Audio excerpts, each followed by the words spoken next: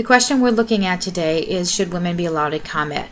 This is a hot button issue within our military. There are many opinions on both sides for different reasons, but after looking at the data of studies as well as opinions of those who serve in combat, it would be my personal opinion that no, they should not be allowed to serve in a combat position. The United States military is approximately 1.5 million active duty personnel, and 15% of those approximately are female. Women have served in our military for generations, as far back as the Revolutionary War. They have served as spies, nurses, cooks, in many capacities. Now they serve as drivers, they work as radio operators, they serve many critical positions. One position they do not fill intentionally is that of in combat units. This does not mean they are any less useful to the war effort, but it seems as if a lot of feminist groups, things like that, are kind of treating this as the last frontier, one of the last things they need to conquer to make women equal with men.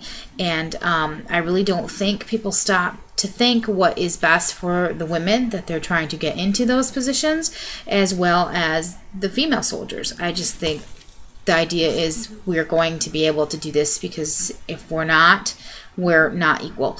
There are many reasons I believe that women should not serve in combat. The biggest one, and people try to push it aside, is the physicality of it. The fact that we are not as strong as our male counterparts. If women were as equally strong, we would not have to have our testing, our physical tests that are taken at the end of boot camp to show whether you pass and move on, gender normed. They are normed. There is a huge amount of difference. There is only one specific event within that test that men and women do that are the same, and that is sit-ups. The rest of it, there is a huge difference. This is normed because our bodies are different. We're just not physically as strong. And my idea of that is, if they have made it and set a bar of which men must hit to be able to prove that they can do the job, that they will be able to stand the rigors that are involved in combat, that they would be able to save their fellow soldiers if they were wounded, they'd be able to pick them up, pull them out, be able to carry those 100-pound packs that weigh the same to, you know, for anybody, whether you're male or female, then I do believe that we should all have to have the same standardized tests. That backpack didn't get any lighter because a woman is carrying it. If she cannot pass the same test that was set for the male to prove that he is going to be capable in these situations, not only for his own safety, but those of everyone around him, then, you know, it stands to reason that the women should be able to and have to pass that same test to be in combat positions. Another issue, it's very simple and people like to shy away from it, and it's not very pleasant, is there are female issues aside from you know, monthly menstruation, which actually can be handled by certain kinds of birth control. Hygienically speaking, we are different. Crouching in a disgusting jungle for days in the rain is going to affect a woman's body much different than it's going to affect a male.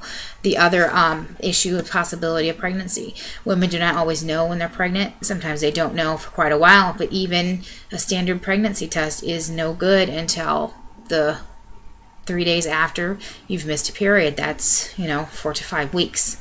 Possibly sometimes. So, you know, that it ups the chances of the fact that women could be in combat and find out that they are pregnant. That poses a risk not only to the woman, to the fetus should she wish to keep it, but also to the men who would find out and go to great lengths to protect her because she is pregnant.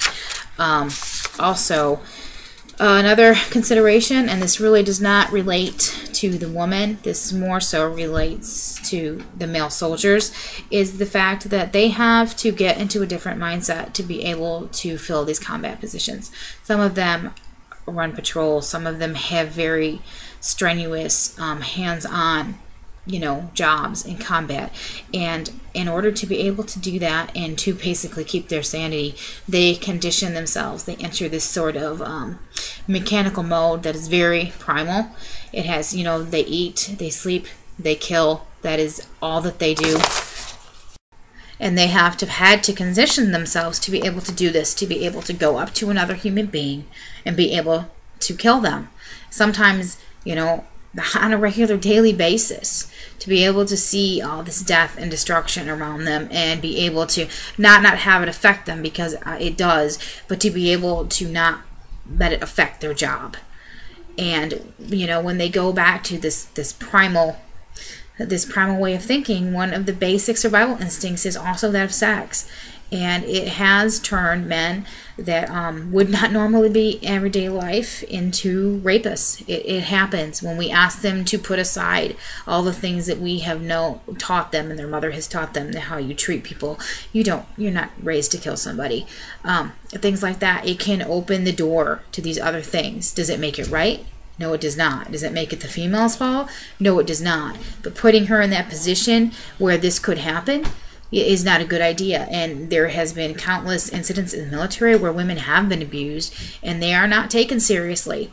You know, it is sort of looked aside, and I don't think that is right for anyone.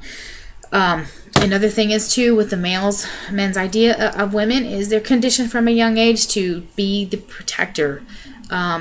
Is that right?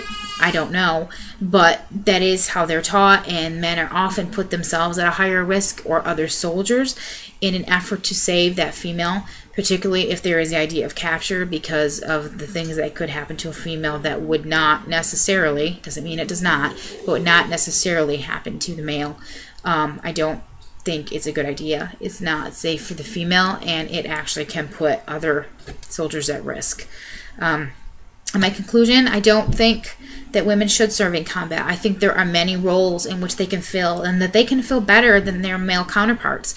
Not being able to go into combat does not mean they are not a good soldier, or that they, are not, they're not serving their country.